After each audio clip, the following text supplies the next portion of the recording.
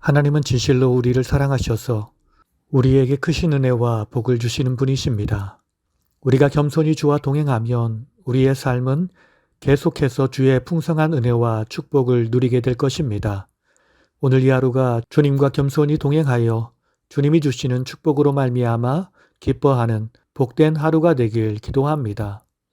오늘은 에스겔 34장과 35장의 말씀을 통독합니다. 34장 참 목자이신 주님이 돌보시리라. 두 번째 34장 17절에서 31절 선한 양무리는 축복하고 악한 양무리는 심판을 받으리라. 17에서 22절 이스라엘 양무리 중에 악한 무리의 심판 선언. 17에서 19절 악한 무리의 심판 선언과 그 악행을 지적하다. 내가 양과 양 사이에 순양, 순염소 사이에서 심판하노라.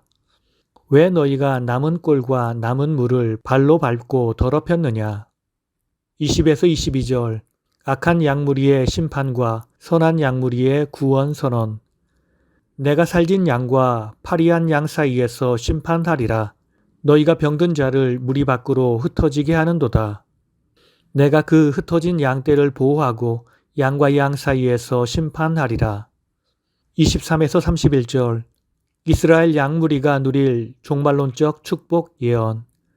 23에서 24절 양무리를 위한 한 선한 목자의 파송.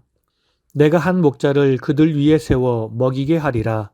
그는 내 종 다윗이라. 내 종 다윗은 그들 중에 왕이 되리라. 25에서 29절 화평 언약의 체결과 풍요와 안전의 축복. 내가 그들과 화평의 언약을 맺고 그들을 지키고 보호할지라. 내가 사방에 복을 내리며 때를 따라 소낙비를 내리되 복된 소낙비를 내리리라. 내가 그들의 멍에를 꺾으리라. 내가 좋은 땅을 주어 그 땅에서 기근이 일어나지 아니하리라. 30절 내가 그들의 하나님이 되어 함께하고 그들이 내 백성인 줄 알리라. 31절 내 양 곧 내 초장의 양 너희는 사람이요 나는 너희 하나님이라. 하나님은 양을 제대로 돌보지 못한 목자들만 심판하시는 것이 아니라 양무리 중에서도 살진 양들을 파리한 양과 구분하십니다. 살진 양은 백성들의 아픔을 함께하지 않고 애굽을 좋아해서 친애굽 정책을 펼친 사람들입니다. 그들은 높은 자리에서 호의호식하며 백성들의 어려움을 보지 않았습니다. 그렇기에 그들이 하나님의 심판을 받은 것입니다. 35장 선민의 원수로 대표되는 에돔을 향한 하나님의 심판. 1절에서 3절 에돔을 향해 예언하여 이르라. 3절에서 9절 선민 사륙에 동참한 범죄에 대한 심판 선언. 3절에서 4절 여호와의 심판 집행에 의한 에돔 파멸의 원론적 선언. 세일산에 내가 너를 대적하여 내가 황무지와 공포의 대상이 되게 하리라. 5절 예루살렘 함락 시 선민의 사륙에 동참한 에돔의 범죄를 지적하다. 이스라엘 족속의 환난의 때 너희가 칼의 유력에 그들을 넘겼도다. 6절에서 9절 에돔이 당할 사륙과 영원한 파멸의 구체적 선언. 내가 너에게 피를 만나게 하여 피가 너를 따르리라. 너는 피를 미워하지 않은 족속이라. 너를 영원히 황폐하게 하여 내 성읍들에 다시는 거주하는 자가 없으리라. 10절에서 11절 선민과 그 땅을 탐낸 범죄에 대한 심판 선언. 10절 예루살렘 함락 시 선민과 그 땅을 노린 범죄의 지적. 11절 선민을 미워하고 박해한 그대로 당할 심판의 선언. 내가 그들을 미워하고 질투한 대로 행하였도다. 12에서 15절 선민과 여호와를 조롱한 범죄에 대한 심판 선언. 12에서 13절 예루살렘 함락 시 선민과 여호와를 조롱한 범죄를 지적하다. 너희가 욕하는 모든 말을 내가 들었노라. 너희가 나를 대적한 말을 다 들었노라. 14절 선민을 조롱한 그대로 당할 심판의 선언. 온 땅이 즐거워할 때 내가 너를 황폐하게 하리라.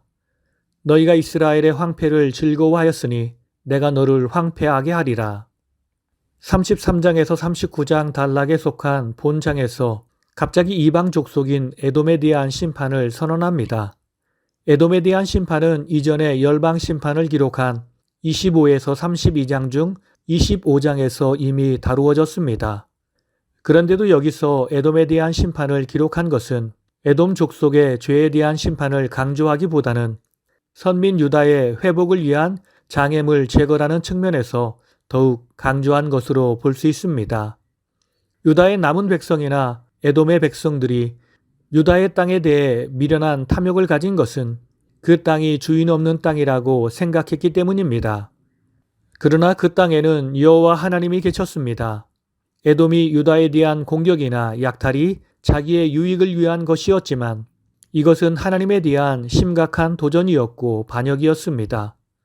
그러므로 하나님께서 선택하신 백성을 위하여 예비하신 땅을 강점하려고 한 에돔은 유다 백성을 고향으로 귀환을 위해 준비하시는 하나님에 의해 직접적인 심판을 피할 수 없었던 것입니다. 오늘 말씀을 통해서 주시는 교훈은 첫째로 사람의 무능함과 하나님의 전능함을 아는 것이 복된 삶의 시작입니다.